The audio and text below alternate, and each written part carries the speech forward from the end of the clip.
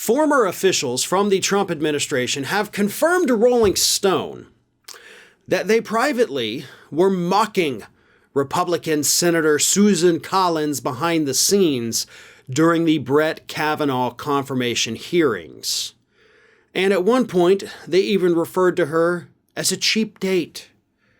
She's a cheap date because all we got to do in order to get her to support this absolute scumbag, Brett Kavanaugh, is keep him vague about his stance on abortion, his stance on Roe v. Wade.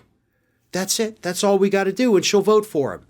As long as she doesn't know that he wants to overturn Roe, which clearly he did, then we're cool.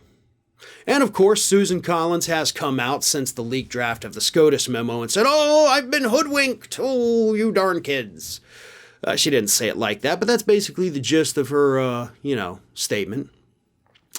So here's the thing. I got no problem with this. I'm not shocked. I'm not outraged. These people within the Trump administration read the terrain and they got it right. Susan Collins is an idiot, and they took advantage of that. Susan Collins is very gullible, and they took advantage of that. You know, I know everybody wants to talk about Dianne Feinstein is not all there. And look, I agree with you. She doesn't know where she is half the time. But let's talk about Susan Collins as well. I mean, she's a total moron. Just absolutely not a thought in her head. And the Trump administration understood that and took full advantage of it to pull the wool over her eyes. And so you can't get mad at them for mocking her behind the scenes. Sure, you can get mad calling her a cheap date. Yes, there is an element of misogyny to that statement, and it's disgusting, yeah. But come on, it certainly isn't the most disgusting thing we've seen this administration say, especially, behind closed doors. If that was the biggest insult they were giving her behind closed doors, then she probably got off light.